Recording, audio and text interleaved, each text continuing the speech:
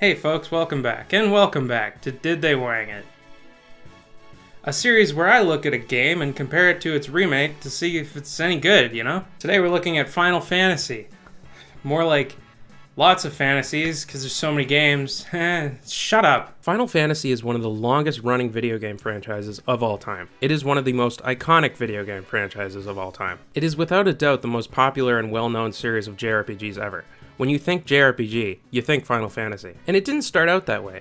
I've said it before, but in the 80s, Squaresoft was on the verge of bankruptcy, and the original Final Fantasy was a last-ditch effort by series director Hironobu Sakaguchi to keep his game design career afloat. Thankfully, he struck gold, and the rest is history. It's really inspiring when you think about it. My man was on the ropes, ready to give up his passion of game design to go back to university, and his last resort, his Final Fantasy, so to speak, not only saved his career, but would go on to become one of the most influential and best-selling video game franchises of all time. It's beautiful, really. It's enough to make a grown man cry. But enough about Hironobu Sakaguchi. That guy has 8 syllables in his name, which is 6 too many for my liking. We're not talking about Japanese guys, we're talking about Japanese video games.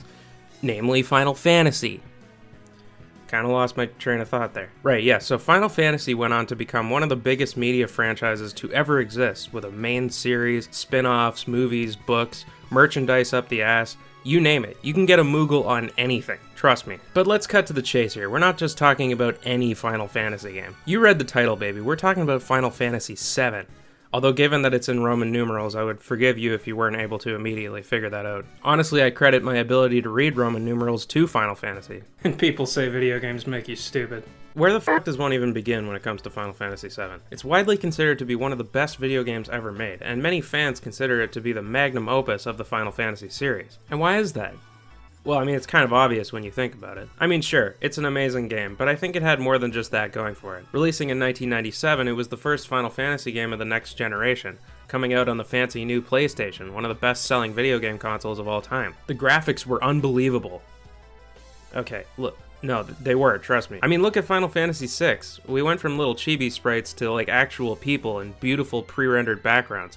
This was unbelievable at the time. I mean, I assume it was. I was just under 6 months old when this game came out, but you know the point I'm trying to make. But either way, it's a legendary game. It spawned its own entire sub-series of games and even a movie, which, well, I mean, there are 2 sequels to Final Fantasy XIII, and no one cares about that game, but it wasn't as common back in the day, trust me. Hell, this game has such a cult following that there's even an unofficial demake of it for the NES. People really want to defeat Shinra in every resolution possible. But anyway, enough f***ing around. It's time to give people what they came here for. An in-depth video about Final Fantasy VII. So let's start out with the plot. As I'm sure you can assume, it's extremely elaborate and confusing. But it's really good, so I think we'll have a good time. That said, I'm obviously going to be spoiling a lot of the plot of Final Fantasy VII, so if you haven't played it, what are you still doing here? I don't have time for stupidity. Holy smokes, the story of Final Fantasy VII, here we go. Final Fantasy VII takes place on the planet, and within the planet, there is this sort of ethereal green magical force called the Life Stream, which gives energy to all the life living on the planet. Several thousand years ago, the planet was inhabited by a race called the Cetra, referred to in the game as the Ancients. The Ancients were able to harness the power of the Life Stream and extract health benefits from it. But none of that matters, because the Ancients were all wiped out by a fucking meteor. The actual game takes place thousands of years later, where everything sucks ass. A giant evil mega corporation called the Shinra Electric Power Company, Shinra for short, has figured out a way to extract energy from the life stream into a liquid form called Mako, which they use as power for electricity and fuel and stuff. The downside being, of course, the pollution and the fact that draining the life stream is slowly killing the planet. Shinra is basically in complete control over this giant walled-off dystopian metropolis called Midgar, which is basically broken into sectors, each one with a giant Mako reactor separating it from the others. Midgar is also multi-leveled. The upper class and people who work in big businesses live on the upper plates, and the lower class live in slums below the plates. The plates are even equipped with sun lamps to imitate the sun, since the upper plates block the people living below from seeing daylight. What is this, a Bong Joon-ho movie? About a train? Starring Chris Evans?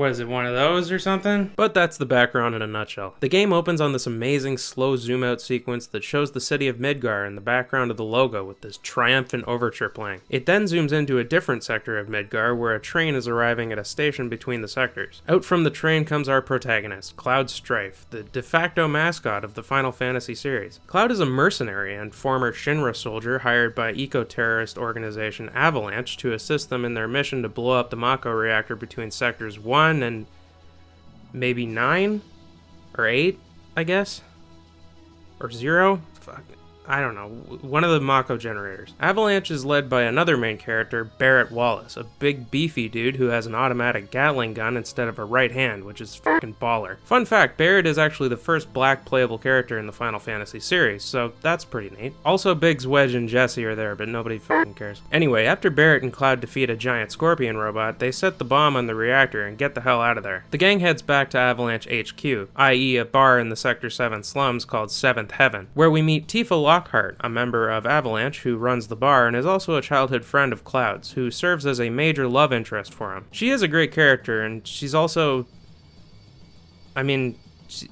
Come on, we're all adults here. Also, Barrett has a daughter named Marlene, and it's very cute. Later on, the gang goes on yet another mission to destroy yet another Mako reactor. However, it doesn't go as planned. President Shinra confronts Cloud, Barrett, and Tifa and drops a big robot on them. After a battle, it explodes, separating Tifa and Barrett from Cloud, who plummets into the slums below. He crashes through the ceiling of a church where he meets the best character in the game, Aerith Gainsborough. Aerith is a girl who she serves as the other love interest to Cloud in the classic situation of a love triangle. Who will he pick? Tifa, his childhood friend who can relate to his life of combat and turmoil, or Aerith, who sure, he hasn't known for long, but she's got a great sense of humor and a heart of gold, and she seems to be the only person who doesn't bite Cloud's edgelord persona he tries to keep up. You know, I like Aerith a lot better as a character, but something tells me that Cloud's gonna want to go with Tifa. I can't explain it, but there's just something that makes me think that he'd be making the better choice with Tifa. Aerith is actually my favorite character in the game. She's this bubbly, fun-loving sweetheart who lives in the Sector 5 slums with her mom. I don't want to play favorites or anything, but... well, except for that I use the word favorite. As the game goes along, it's revealed that she's the last of the Ancients, the race of humans who lived on the planet thousands of years in the past, which I wouldn't have to repeat right now if you ever listened to me. Since Shinra is obsessed with finding the Promised Land that the Ancients were always going on about, Aerith spent much of her childhood in one of their labs before escaping and being raised in Sector 5 by a woman named Elmyra. Ever since she escaped, however, Shinra really wants to recapture her and bring her back for more experimenting. One thing I love about Aerith is how her and Tifa are friends. It really would have been a nightmare listening to them bicker and fight over Cloud, so I'm glad that they didn't go that route. Anyway, Shinra attempts to capture Aerith in the church, so she and Cloud make a run for it. Aerith guides Cloud back to Sector 7, where they're having some backstory on top of a cat head thing, and Cloud spots Tifa being taken away in a carriage, so they run after her. After a whole lot of shenanigans, we find out that Tifa is being taken to Don Corneo, a sleazebag who lives in the Sector 6 wall market and picks girls to be his bride for the night. Cloud famously dresses like a girl and they get the jump on Corneo. Corneo admits at the threat of his balls being crushed that Shinra plans to drop the upper plate on Sector 7, killing everybody below. The gang heads back to Sector 7 where they find Avalanche attempting to prevent Shinra from destroying the support pillar for the Sector 7 plate. Tifa sends Aerith to 7th Heaven to save Marlene, and then she and Cloud head up the pillar. Atop the plate, they're reunited with Barrett, but unfortunately they're unable to stop Shinra from dropping the plate. In the craziness as well, Shinra captures Aerith. So of course the next move is to infiltrate Shinra HQ to save Aerith and maybe also get some revenge on the president. It's here that we're introduced to one of the major antagonists of the game, Professor Hojo, a mad scientist bent on producing a life form that can lead Shinra to the Promised Land. He's also responsible for creating Sephiroth, so good going, Hojo. It's also probably important to note that there's this creature called Jenova who Shinra found and assumed was an ancient, so they tried using her cells to produce a replicant who can lead them to the Promised Land. It's also here that we meet our next playable character, Red 13, a doggy. No, but he's actually a highly intelligent being capable of not only speech, but also kicking ass. Later on, it's revealed that Sephiroth fucking killed President Shinra, necessitating his son, Rufus Shinra, to take over the company. The party avoids capture via motorcycle escape minigame, and then they leave Midgar. And honestly, this is the point where Final Fantasy VII really begins. We learn that Sephiroth, believed previously to be dead, is actually alive and planning on using the black materia to cast Meteor and destroy the planet. So the main goal is to stop him from doing that. There are certainly other things that happen. For example, now I know I already said this, but spoilers ahead. You can't be mad at me. I've warned you twice now. Sephiroth fucking kills Aerith. He just plunges down out of nowhere and impales her with his giant fuck-off katana. I mean, it's barely a spoiler at this point. It's one of the most iconic twists in the history of video games. But it really just cuts a lot deeper when you actually play the game and learn that Aerith is the best character, man. It fucking sucks. On a lighter note, you get a few more playable characters. Cait Sith, a cat riding a giant Moogle doll who turns out later to be remote controlled by Reeve Tuesti, a member of Shinra who's basically the only one in the company that isn't a total psychopath. I don't like Cait Sith. I wish that Reeve could have just been a playable character, but whatever, moving on. I'm sure I'll piss off some Cait Sith stands out there. And Cid Highwind, a wisecracking, foul-mouthed mechanical scientist whose childhood dream is just to send a rocket to space. God bless. Cid's name is actually quite funny. Allow me to explain. The name Cid is a recurring theme in the Final Fantasy series. Every single Final Fantasy game has a character named Cid somewhere, although they're not usually playable. And also his last name, Highwind, is a recurring theme in the series, usually to do with the Dragoon class of characters. An example is Kain Highwind, a playable character in Final Fantasy IV who also uses spears. Boy, I wonder how smart I would be if there wasn't such a large section of my brain dedicated to Final Fantasy lore. There are also two optional characters, Yuffie Kisaragi. Her name is apparently pronounced Yuffie, not Yuffie. Square Enix and I will have to disagree, but whatever. Yuffie is a sarcastic, back-talking ninja from the nation of Wutai, who Shinra conquered during a war before the events of the game. She's one of my favorite characters, both in battle and for her personality. And finally, Vincent Valentine, who, despite not being a vampire, lives in a coffin. He's a dark, brooding, edgy boy, perhaps the only character who manages to be more of a downer than Cloud. His backstory goes that he was a soldier working for Shinra and he fell in love with a scientist named Lucrezia. But since she was an assistant to Vincent's dad, who died protecting her from an explosion during an experiment, she feels guilt and distances herself from Vincent. She then becomes pregnant with Hojo's baby, who Hojo injects with Genova cells, and that baby turns out to be Sephiroth. So there you go, full circle. Holy shit, man. Did you understand anything of what I just told you?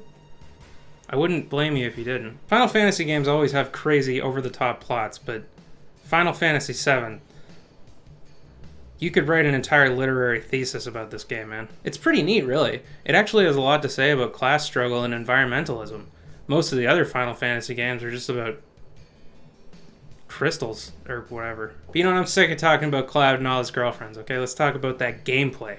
So in the tradition of the classic Final Fantasy games, Final Fantasy VII is like the same but different. It follows the general formula of Final Fantasies 1 through 6 while changing a few things here and there. It's a turn-based JRPG with random encounters and a world map connecting smaller areas which are split between towns and dungeons. And by dungeons I don't literally mean dungeons, I mean like levels with monsters that you have to fight. You'll be running around and then... bada bing, bada boom, you're suddenly normally proportioned humans and you gotta fight some monsters. Now, the older Final Fantasy games are turn-based, but not in the traditional sense. Ever since Final Fantasy V, the battles have used the Active Time Battle System, or ATB for short. Rather than just picking an attack, attacking, and then the enemy gets a turn, repeat for eternity, every character has a little bar that slowly fills up, and once it's full, you can choose what you want that character to do. Meanwhile, the enemies will just keep attacking you. It makes the battles a lot more fast-paced than a normal turn-based battle system because you have to make quick decisions. If you dick around trying to figure out what to do, the enemies will just keep hitting you. You can also hold off on picking a move for a character if you want. Like, Aerith is primarily a mage, so if you don't have any reason to use Cure, you can let her sit there with her ATB gauge filled while the rest of the party fights the monsters. There are also other things that the combat system took from previous games as well, like how the characters stand in 2 rows. This is another classic mechanic of Final Fantasy. Characters who are in the front row during battle do more damage, but also have lower defense against incoming attacks. So in general, you want your high damage melee characters like Cloud, Cid, and Red 13 in the front row, and you want to keep your more support mage type characters like Aerith and Cait Sith in the back. Characters who use ranged attacks, however, like Barret, Yuffie, and Vincent, do full damage from the back row, so you can keep them back there if you want. With all that said though, I think Final Fantasy VII really tried to sort of usher in a new age of Final Fantasy by changing a lot of mainstays. The battle music doesn't have that little intro guitar riff that was in all the previous titles.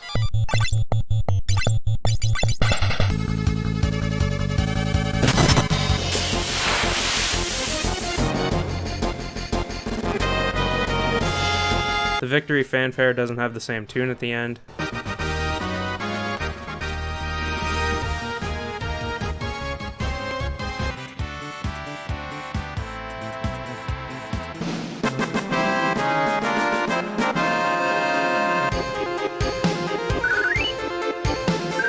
One major thing that the game adds to the battle system is limit breaks. In addition to the ATB gauge, every character has a little bar that says limit, which fills over time as they take damage. Once the bar is filled, the character can perform a limit break, which is like a super powerful ability that you can pull off free of charge. I would say that the most notable way that this game tried to differentiate itself from previous installments was the removal of jobs. All the Final Fantasy games before had a job system where each character fits into a class. Black mages do offensive spells, thieves are quick and specialize in stealing items, engineers use tools in battle, monks use chakra abilities and fight with their fists. You know how it is. Final Fantasy VII doesn't really have that to such an extent. There's more of an emphasis on customizing each character. Now, of course, the characters do sort of fall into categories. Aerith is a mage, Tifa is a monk, Cid is a dragoon. But when it really comes down to it, you're more free than ever to pick what you want each character to do. And that is where materia comes in. See? Now this hammer is capable of hitting more than one nail at once. So, Final Fantasy VII has an entire mechanic revolving around something called materia. As far as the lore goes, materia is a crystallized form of Mako energy made into an orb that give the holder special magic abilities. Every weapon has slots for putting materia into, that's why Cloud's famous Buster Sword has these little holes. In terms of the game mechanic, materia lets you use commands, spells, summons, change your stats, and so on. There are 5 different kinds of materia: red or summon materia, which lets you summon monsters; green or magic materia, which lets you cast spells like ice, fire, and thunder, healing, all the good stuff; yellow or command materia, which let you use abilities like steal, throw, jump, you get the picture; purple or independent materia, which either boosts stats or automatically apply a status to a character, like a barrier or a berserk or whatever; and finally blue or support materia, which you can link to other materia to enhance their effects. You find materia throughout the game, and every character gets a weapon and a bracelet that can be equipped with materia. So let's say we want Cloud to learn fire. You just go into this menu, select a materia slot, select fire, and bing bang boom, my man is out here roasting goblins. Materia also gets stronger the more you use it. It kind of works on its own experience and leveling system. Some equipment also has linked materia slots like this. This is where the blue materia comes in. Say for example that you want a character to be able to cast Cure on your whole team rather than just on one target at a time. This piece of blue materia is called All, and what it does is it allows the connected materia to be multi-target. There are other types of blue materia too. There's one that makes the linked materia level up faster. There's one that makes the user immune to that type of damage. So for example, if you linked it with bolt materia, you would be immune to electric attacks. And that's basically materia in a nutshell. It lets you have a lot of freedom when it comes to balancing your team out to prepare for all different kinds of combat scenarios. And I know it seems confusing when I explain it like that, but trust me, it's a lot more easy to understand when you're actually playing the game. Holy moly, fellas, Final Fantasy VII. I'm sure there's a lot more I could have said about it, but overall, it's just a masterpiece. It deserves all of the praise that it gets. But I'm not done talking about it. You know what video you've clicked on. This is a Did They Wang It, which means that I get to talk twice as long about one game. Final Fantasy VII is one of the most beloved video games of all time. Everywhere you go, you got people shoving this game down your throat. It's the best game ever made. It's the best Final Fantasy game. What a bunch of assholes. Although I wholeheartedly agree. But that said, this game is prehistoric. It came out just under 6 months after I was born. And I'm not saying the graphics are everything, but they're not nothing either. For years, fans of the series have wanted a remake of this game. And it wasn't so much a will they ever remake Final Fantasy VII, it was more when are they going to remake Final Fantasy VII. Well, at E3 2005, Square Enix made the genius decision to show this. A tech demo of the intro of Final Fantasy VII with glorious updated graphics. I cannot honestly comprehend how one could be so fucking stupid as to think that this wouldn't make people think, hey, there's a remake of Final Fantasy VII coming out. But alas, it was not meant to be. Fans would have to wait an additional 10 years for the actual remake to be announced at E3 2015, and then another 5 years for it to actually be released. But in 2020, it finally happened, fellas. A real godforsaken remake of Final Fantasy VII was released, titled Final Fantasy VII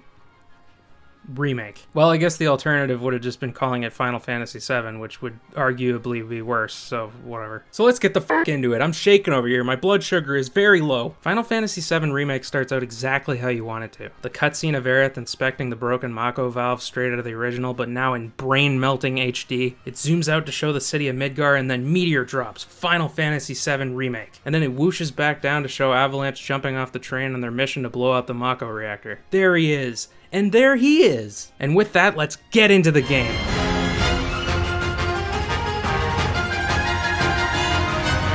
Yeah, so this game is fucking awesome. Like, look at these goddamn graphics, bro. Holy shit. I know it's 2022 and this level of visuals shouldn't really blow me away anymore, but oh My god, can you believe what computers are capable of these days? There's something about seeing these characters in borderline real-life quality that's just so amazing. But enough gushing about the graphics, let's get into the gameplay. I'm sure you can tell this, but the combat is vastly different from the PS1 game. Ever since Final Fantasy XII, the main line of games have strayed away from the turn-based battle system that the games traditionally had, in favor of a more action RPG style. And to tell you the truth, that kind of turned me off the modern Final Fantasies for a long time. I've never been a huge fan of hack and slashes. The ones I've played just kind of feel like mash square simulators. But I gotta say, I think this game has converted me. The combat is just so fun and fast-paced and aggressive, and yet it also allows for so much strategizing. Basically, the way it works is each character has a standard attack which you mash square for, the exception being Barret. Since he uses automatic guns, you just hold square. Every character also has a special command that you activate with triangle. Cloud goes into a different stance where he's much slower, but he does more damage. Tifa does one of a few different strong attacks. Barret charges over time, and he has like a super blast that he can do. And Aerith has an ability where you hold down triangle and it does a more powerful spell. On top of that, though, the game still has an ATB gauge like the original that fills over time, although now it fills faster as you deal damage to enemies. Every spell and ability uses at least 1 bar of your ATB gauge. It both encourages you to continue hack and slashing the enemies while also adding this level of tension. You'll be low on health and you want to heal your characters, but you have to try and get your gauge up, which can be hard with a boss fucking wailing on you. On top of that, the game brings back limit breaks, thankfully. I'd think there would be mass hysteria if they didn't. They basically work the same way. You take enough damage, you can perform a super powerful attack. Summons also work differently in the remake. You can basically only use them during boss fights, and rather than just doing one attack, you summon the monster and they hang out and fight with you for a while. You can also use your ATB gauge to command the summon to do certain attacks. It's pretty cool. The game also brings back materia in all its glory, and it basically works exactly like it did in the original. The only difference being that there are a few types of materia that obviously were added to accommodate for the real-time action battle system. An example being auto-heal materia, which makes it so that characters who have healing spells equipped will use them even when you're not controlling them. Now, before we move on here, I feel as though I should address one of the most important things to note about this game. Let's pass it off to our research team. Hey everyone, Smart Ben here, as you can tell by the glasses. Also, green screen, right? Pretty cool. Anyway, you'll notice that I have a copy of a video game here. And now, based on the fact that the title of this game appears to be Final Fantasy VII Remake, you might think that this game is a remake of the game Final Fantasy VII. And, surprisingly, you would only be partially correct in thinking that. So yes, the plot of Final Fantasy VII Remake is obviously identical to that of the original. However, the remake ends right after the gang escapes from Shinra HQ and leaves Midgar. Now, the PS1 game will take the average person about 35 hours to beat, and in the original, the party leaves Midgar at around the 5-hour mark. In reality, this game is actually Final Fantasy VII Remake Part 1. So this probably raises a few questions. You're probably thinking, Ben, are you telling me this game is only 5 hours long? And, no. It's about 30 hours. It's just that everything you do in the original takes a lot longer. Let's just get into the events of the game and really try and figure out what's different here. As usual, Cloud is the absolute most irresistible man to ever exist. Despite him being a cold, socially inept, emotional shut-in, my man just can't keep the ladies off him. Seriously, upon him entering their vision, every girl in this game is rendered incapable of rational thought. Oh my god. Now, of course, business as usual, Cloud finds himself having to decide between Tifa and Aerith. However, this time, Square Enix turns the tables on us by taking this love triangle and turning it into a love square. Yes, Cloud has a third girlfriend in the form of Jessie this time. Now, you might be thinking, what, so they're just making up characters now? But no, I actually mentioned Jessie, remember? Also, Biggs, Wedge, and Jessie are there, but nobody fucking cares. Yeah, so Jessie, along with Biggs and Wedge, are the other 3 members of Avalanche who accompany Barret and Cloud on the mission to blow up the first Mako reactor. And in the original, they're basically background characters. It's a recurring theme in the Final Fantasy series to have a duo of characters named Biggs and Wedge who are almost never important to the story. In fact, in the original, all 3 of them have like a few voice lines and then they all die trying to prevent Shinra from dropping the plate on Sector 7. In the remake, however, they are fleshed out, integral main characters in the game. And look, I know Tifa and Aerith are also guilty of this, but Jessie is straight up head over heels in love with Cloud the second she lays eyes on him. Despite his repeated attempts to ignore her advances and outward lack of interest, she is dead set on seducing this man. One thing I really like that they did with Jessie is, in the chapter dedicated to her backstory, you have a motorcycle segment where you fight off guards and stuff. I really like this because it prepares you for the segment at the end of the game when you're escaping Shinra on a motorcycle. I don't know, I like Jessie. Obviously not as much as Aerith or Tifa, but I don't hate her as much as some people seem to. It's kind of weird how she's like this integral love interest for Cloud the whole time that he's in Sector 7, and then he leaves and you don't come in contact with her again until she's on the floor dying on the support pillar during the raid by Shinra. Plus, like, if you're gonna flesh her out this much and make the story so much longer, why not make her a playable character? If you're gonna go out of your way to make this game so different from the original, why do all the playable characters need to stay the same? But I mean, other than that, I think it's kind of neat that they decided to make the rest of Avalanche actual characters with actual personalities. It certainly helps to sympathize with Barrett when all of his friends die, since they were actual characters who you actually know something about. Plus, Wedge is voiced by Badger from Breaking Bad, so obviously I love him. It's all good, bro. It's kind of weird when you call me that. Hey, don't be scared. Deep down, he's a big softie. You think you could maybe hook me up with some crystal? But enough about Wedgie, Jigs, and Bedge. Square Enix is really out here turning 5 hours of gameplay into 30, so how did they pull it off? Side missions. Yeah, so everything you do in the original, you do in the remake, only you do it for a lot longer. Like, remember this hand? The thing that's a background decoration? Well, in the remake, it's an entire minigame that you do like 5 times. Remember the part in the original where Tifa is being held captive by Don Corneo, so Cloud has to wear a dress and pretend to be a girl to infiltrate his mansion to save her? In the PS1 game, that's maybe a half an hour tops. You just do a few tasks, go get a makeover, and then go to the mansion to save Tifa. In the remake, this is a multiple hour subplot wherein Cloud and Aerith have to win a fighting tournament, Aerith has to get suited with a fancy gown, and best of all, Cloud has to perform a dance routine to convince this dude to recommend him as a bride for Don Corneo. And that's really how this game goes. You pull up in an area that in the original you kind of just run straight through, but instead you now spend multiple hours here completing side quests. Now don't get the wrong idea, I'm not really complaining. The side quests are mostly fun and you're not forced to complete them all. Plus you get money and items for completing them, so it's not like the game is just dicking you around for the sake of being 30 hours. But the remake also has other ways of elongating itself. Sometimes the way that you do it is not so great, like slowly inching through air ducts, or Tifa jumping between these light fixtures and she missed that one. Gotta go back up again. But on the plus side, a lot of the areas you go to in the original are made longer and have more solid gameplay in them. Like Cloud and Aerith's walk from Sector 5 to Sector 7 takes longer and has a bunch of monsters to fight. After you save Red 13 and Aerith from Hoja, you have to go through this big area of his lab where you fight a bunch of monsters and a big boss fight at the end. Overall, it's a really solid game. It doesn't just feel like they elongated the story so that they could make it into a multi-installment series. Well, I mean, yeah, it does. But if you're going to do that, this is the way to go about it. Now, moving on from that, the other question you might have, especially if you're familiar with the original, is, wait, Ben, so the game is only the first 5 hours of the original. Doesn't that mean that Sephiroth isn't even in the game? No. Sephiroth is in this game. Sephiroth is very present in this game.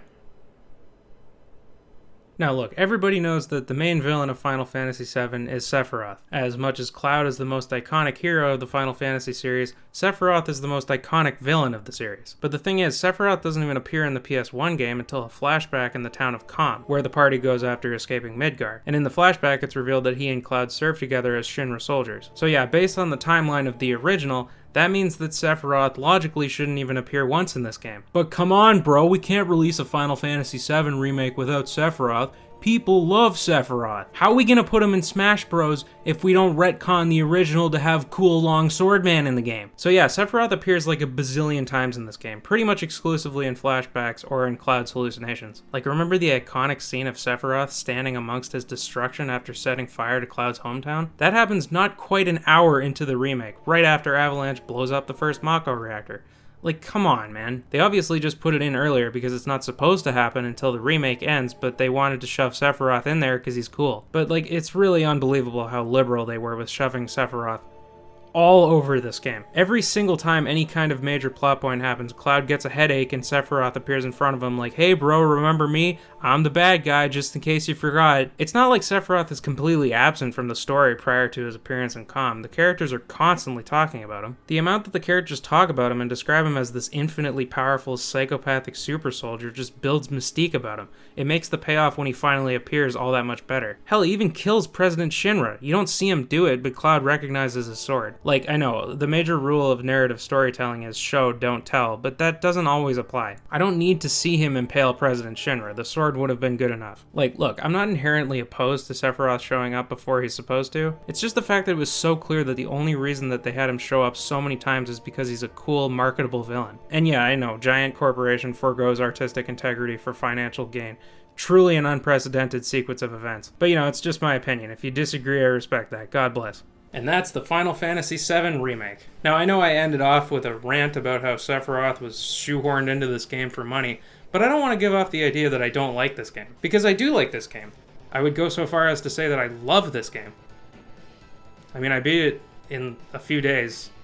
I played it for several hours at a time, so something kept my interest. But there's one more thing we have to do before saying goodbye, and I, as far as you know, cease to exist until my next video. And that's to answer the question, did they wang it? Well, no, but life is unfortunately never that simple, is it?